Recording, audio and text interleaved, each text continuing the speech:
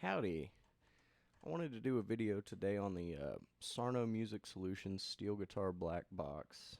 It's described on their website as a true audiophile quality vacuum tube pickup driver buffer impedance matcher, especially designed for enhancing the tone of magnetic or piezoelectric musical instrument pickups. Originally developed for use with the pedal steel guitar, the black box is equally effective at breathing life into a lot of other instruments. Basically, it's got one very Z control, an input, a tuner out, and an output. And my understanding electrically of what it does is the very Z changes the load on the pickup, which makes the pickup read the strings vibration in a different way. I think of it as just a tone knob or a way of tuning in the pickup. I think the way Brad and I talked about it, seeing him in St. Louis, he talked about it as something that you set to get the best out of the pickup, which is awesome. And I use it kind of that way, but I'll also use it as sort of a tone control. And we'll jump right in. This is my guitar straight into a PV Nashville 1000. How I set it, some reverb. This is the basic.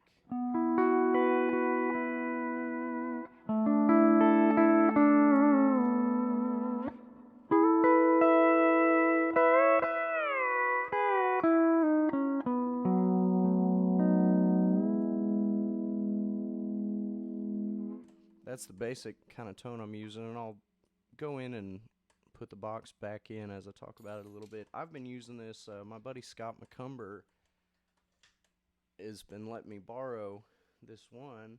Green road cases, wonderful road cases.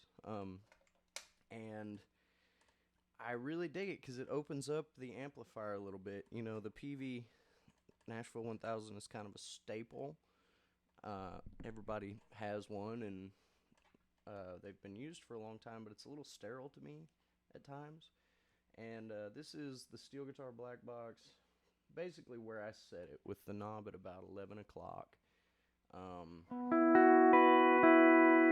It just kind of opens it up.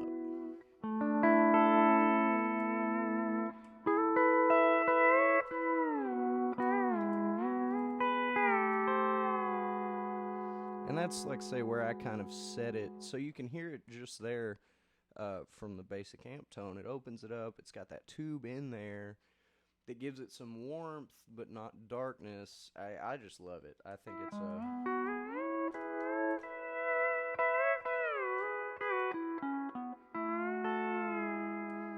And something I dig about it, too, is it brings out some of your pick dynamics, and it sort of keeps you honest. You know, it's like practicing guitar with a clean amp. It'll kind of bring out some of those picking issues you may or may not have. And so I think it's a cool tool because it helps the guitar and the amp really, really show what you're doing, and really kind of opens up the tone, because again, that's just a solid state amp, and you heard the basic tone of it without touching the amp at all. This is just the box in.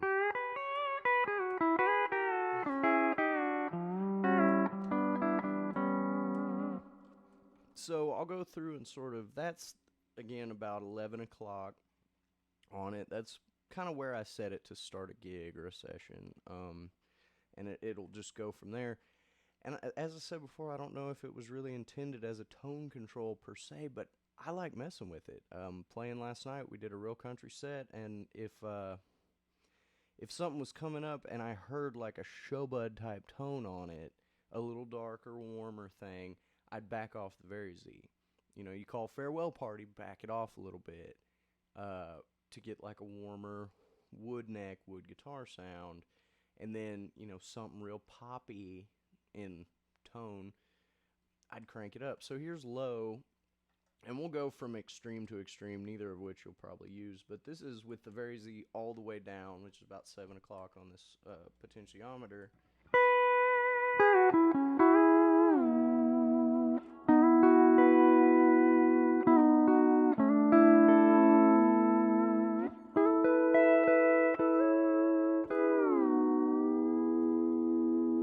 And still not a terrible sound. It's a warm, it's got its own thing.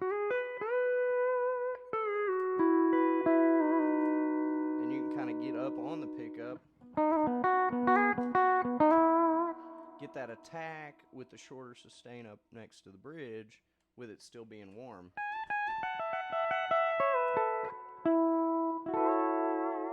So here we'll go to about 9 o'clock, and this is just basically a little under where I'll kind of set it for like a more show buddy.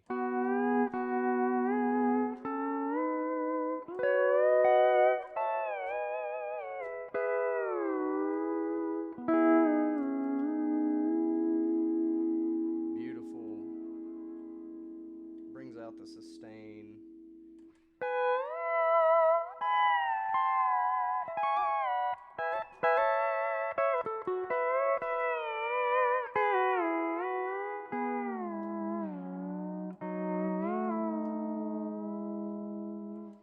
So then back to where I kind of set it about 11 o'clock.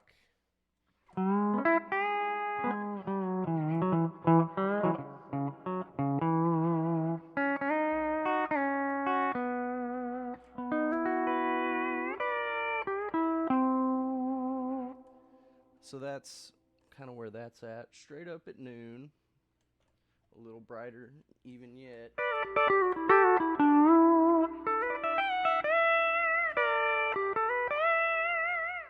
And this is cool on sessions because if something's just not popping, I really like having multiple different places in the chain to mess with something. Like a guitar player's got a tube amplifier.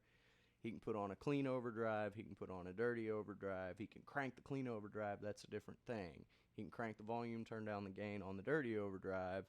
That's a different thing. So this is just another place in the chain.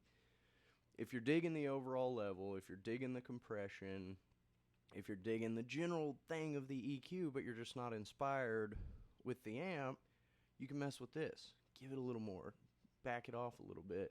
So that was noon. Here's 1 o'clock.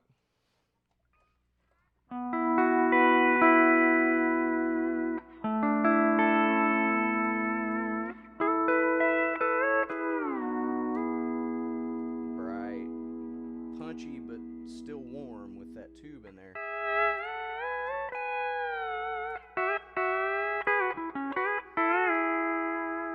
Almost like a JD.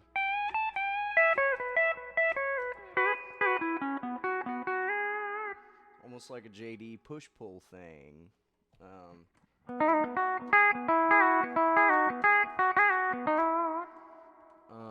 Here's 3 o'clock.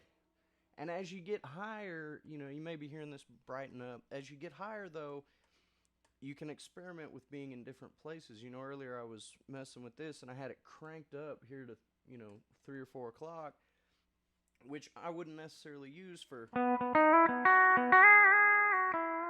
I wouldn't necessarily use it up there, but to get an almost organy,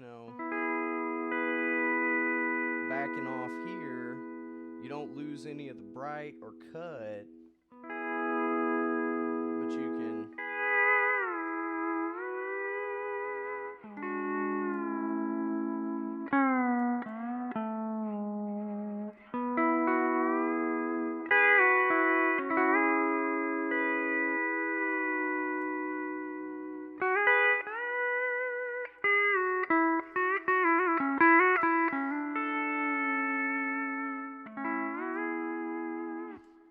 you can back off there, and then all the way up here.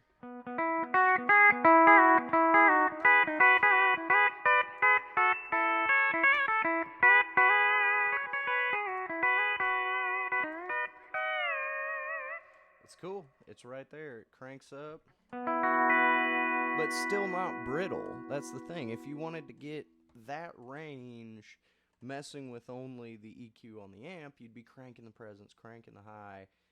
This is just sort of a cool scoop. It's a wide range scoop that shapes the whole sound. And again, sorry, Brad, if it's not intended for this. But this is a way that I use it. We played at the Broken Spoke last night, and it was a very country set, and never touched the amplifier, but always had as appropriate a sound as I can muster for the individual songs. When you've got all these different guitars played on all these different records, all these different years, all these different amplifiers. You know, you want to cop, especially on a 2.5 hour dance hall set that everybody's either dancing or not paying attention. You want to entertain yourself and the other guys, and you can really like have a lot of fun with the tones on this. You know, you can make it sound appropriate to the tune. You know, that's a fun thing, especially on a set like that. You know, you can make it sound appropriate to the tune, and it's a lot of fun to kick off Farewell Party with this tone, and then be able to bring it up for like a Together Again, and then have a cool warm but bright thing on a rock and roll tune.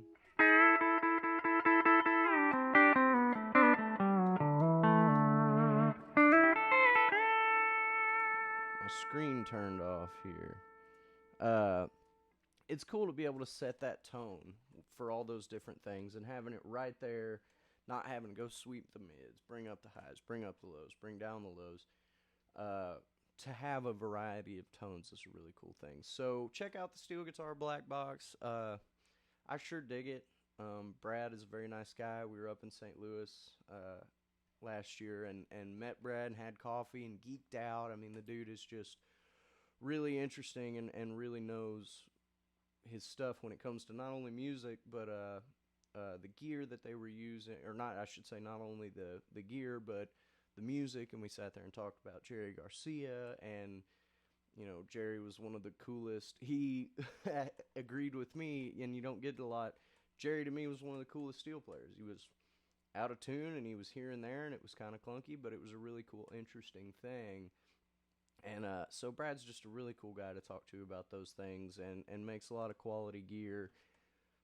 One piece of which being the Steel Guitar Black Box that I use all the time now, and am really loving. So shout out to them. Hope you're doing well, and happy steel playing. They sell for $325 on their website. You can find them used all over the place, but a very, very welcome addition to the gear side of things. And just a quick thing, with the tuner out, you can route that and silently tune on a gig and not have to either run through that or have another piece of gear just to do that. This will do that for you while also enhancing your tones. So thank you for watching. Hope you enjoyed it, and I hope this will motivate you to get into the Steel Guitar Black Box and check it out and have a wonderful, wonderful day.